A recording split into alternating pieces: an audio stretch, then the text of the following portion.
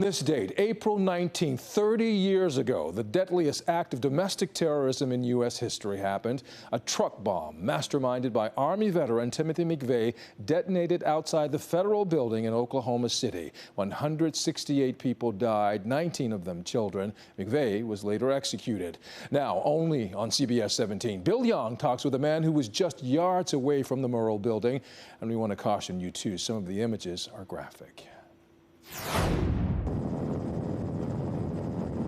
Looking at the front side, the glass was completely gone. Carpet was sticking out. You could look into people's offices. I remember coats still being hung up on a coat rack, and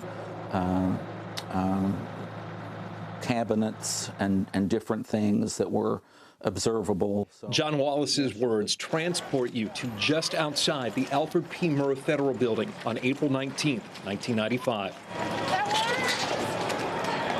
Bill, it was everything that you could possibly imagine. A war zone in a limited area to the Murrah Building. I think one of the things that was the most shocking to me was you could see where people had been laying down, being given first aid. There was blood on the street. There were also bits of the truck that had blown up. John worked for the Salvation Army at the time. He was in charge of setting up a mobile canteen less than a block from the site.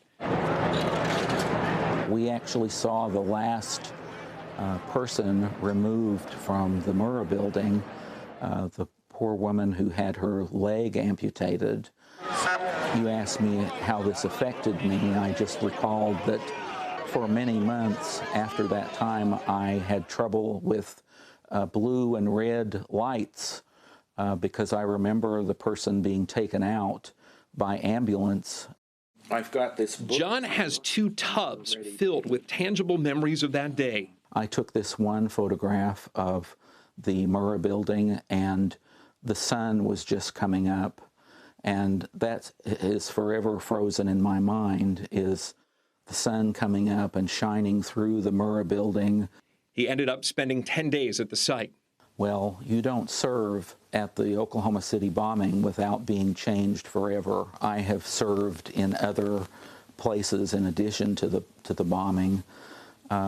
None of those have pulled tears out of me like the Oklahoma City bombing did. John is at the ceremony this morning to honor those who died.